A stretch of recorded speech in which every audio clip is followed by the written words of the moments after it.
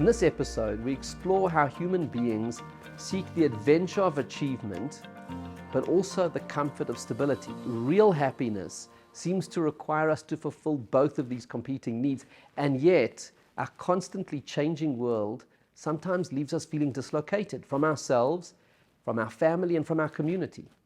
Being centered is the sense that our lives are coherent and purposeful, our identity strong and clear, our mindset balanced and stable.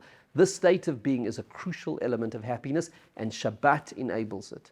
A poignant Shabbat song evokes the dove that Noah sent from the ark to scout for dry land after the great flood. The dove flew around but couldn't find anywhere to rest. Eventually, it returned exhausted on Shabbat to the ark, where it finally found rest.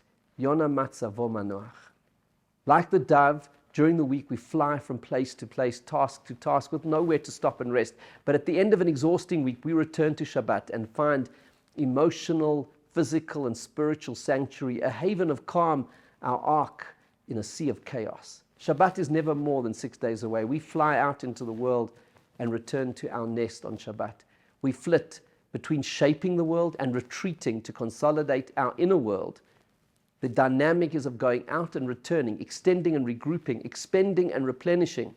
The ceaseless demands of the week exhaust us physically, but also emotionally and spiritually. We arrive at the doorstep of Shabbat drained of all our reserves, but over the 25 hours, we replenish those reserves and we find stability and love. We retreat into the emotional warmth and safety of the Shabbat ark and reconnect with our loved ones in an atmosphere of peace and tranquility. After we have flitted from place to place, from one endeavor to the next, we return to source. Like birds to our nest, we come home to Shabbat, we feel centered, we feel happy. Shabbat is where we feel truly at home in the world. It is more than anything our spiritual home. Noah's Ark too was not only a place of physical safety, it was a haven of divine values and spiritual sustenance in a world disconnected from ethics and compassion, a sanctuary of life and light.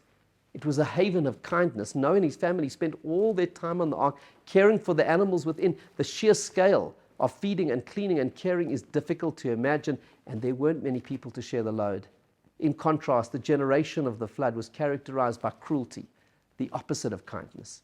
Hence, the process of restoring human civilization, of getting the project of creation back on track, had to begin with building a world of loving kindness. The Hebrew word for flood comes from the root of the word for confusion and chaos. The flood reflected a world turned upside down, dislocated, incoherent, in disarray. The world had lost its moral center. The ark had helped restore it, founding a new world on the divine values of kindness and respect. Like Noah's ark, Shabbat is where coherence and balance are restored, a place of divine clarity in an otherwise spiritually confusing and morally chaotic world. Shabbat gives us a warm center around which to build our lives. It is the day we find our center, our ark, our happy place. I invite you to learn more by reading my new book, Shabbat, A Day to Create Yourself, and find out how you can use Shabbat to get creative and change your life.